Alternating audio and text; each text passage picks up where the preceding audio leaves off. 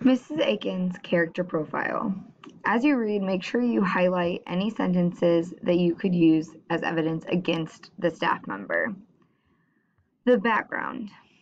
You are one of the coaches, along with the victim's nephew, Mr. Bringle.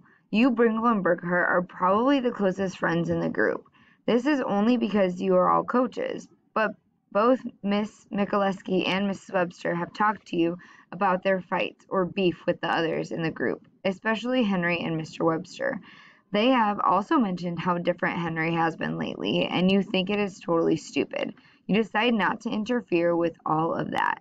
You don't have time for all that drama. Your alibi is that you say you were with Bringle at the time of the crime, but we know that is not true. Are you trying to hide something, or are you trying to help Bringle hide something? Use other information. You say that you would never do anything to hurt one of your best friends, but you are also one of Bringle's best friends as well. Make sure you guys fill out this template. Make sure you have a race paragraph if you think that she's guilty, or maybe you don't think that she's guilty. Write a race paragraph there.